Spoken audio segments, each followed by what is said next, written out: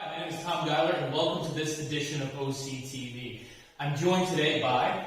I'm Emily Stegner. I'm working as a collections fellow here at the Mansion House for the late summer and fall. And when people come to the Mansion House and they see exhibit rooms like this, you really are only seeing what's out on display. What you're not seeing are the many rooms that are filled with collections objects. We're talking books, dresses, and yes, a lot of silverware. And what Emily's been working on here is we have a big room that's filled with lots of things from Oneida Limited from the 20th century to the end in 2006. When the sales office finally closed and was sold off in 2014, the curator at the time went over there, like any good museum professional, and tried to save as much of the material culture of that company as possible. This ranges from war material that the company was making during World War I and II, things like bayonets and surgical instruments, to film reels. We have no idea what's on those, as well as examples of pretty much every single pattern that Oneida Limited produced throughout the 20th century in stainless steel and in plated wares. So when that collection came here from the sales office, it was put into a room like this and just stacked up, really. And we don't always know exactly what we have in the collection. There's so many treasures that are just waiting to be found and to be cataloged. And that's where Emily comes in. Yeah, it's like a little treasure hunt. So what I've been doing is going through each individual object. A lot of it are the paquets of silverware, which is a term that Oneida Limited made up to refer to these little binders of silverware that display each pattern, so they have a record of each pattern. So there's a few hundred objects that came from the sales office that I've been working through cataloging, and we're also moving them to a new location, so this space can be used for something else.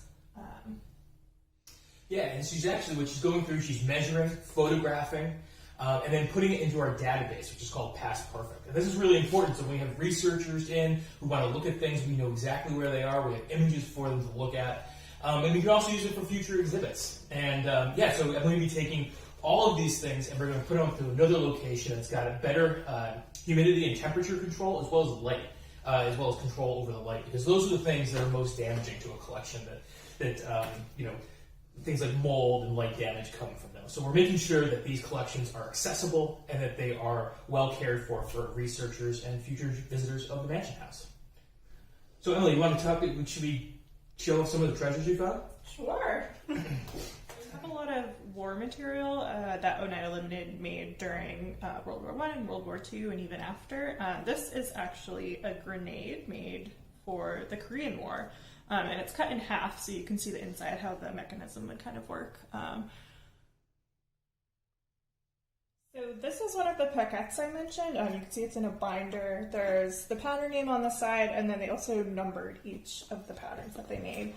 So you open it up, and there's all kinds of different pieces in the same pattern. There's serving pieces, different forks and knives.